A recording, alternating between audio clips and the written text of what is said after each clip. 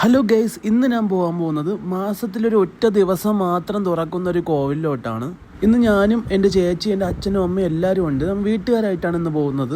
നമ്മുടെ ഡ്യൂക്കിയെ കഴുകി വൃത്തിയാക്കി വെച്ചിട്ടുണ്ട്. അങ്ങനെ വണ്ടി എടുത്തിട്ട് നമുക്ക് നേരെ അങ്ങോട്ട് പോകാം. ബാക്കി ഞാൻ അവിടെ പോയിട്ട് കാണിച്ചു തരാം. അങ്ങനെ ഞങ്ങൾ അവിടെ എത്തിയിട്ട് വണ്ടി പാർക്ക് ചെയ്തിട്ട് കുറച്ച് നടന്നുള്ളിലോട്ടാണ് ഈ കോവിലിരിക്കുന്നത്. പിന്നെ ഈ കോവിലിൻ്റെ പേര് വന്നിട്ട് പൗർണമിക്കാവെന്നാണ് പറയുന്നത്. ഈ അമ്പലം സ്ഥിതി ചെയ്യുന്നത് നമ്മുടെ വെങ്ങാഞ്ഞൂരാണ്, തിരുവനന്തപുരത്ത് വെങ്ങാഞ്ഞൂരിലാണ് സ്ഥിതി ചെയ്യുന്നത്.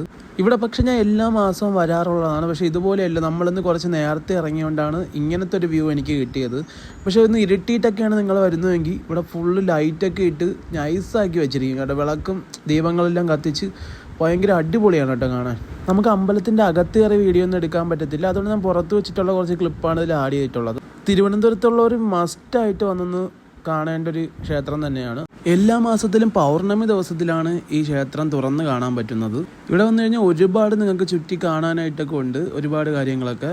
അപ്പോൾ ഇതുവരെ ഇവിടെ പോയിട്ടില്ലാത്തവർ മസ്റ്റായിട്ട് അടുത്ത പ്രാവശ്യം തൊട്ടൊന്ന് പോയി നോക്കും. നമുക്കിവിടെ വരുമ്പോഴത്തേക്ക് ഒരു പോസിറ്റീവ് എനർജിയാണ് കിട്ടുന്നത്.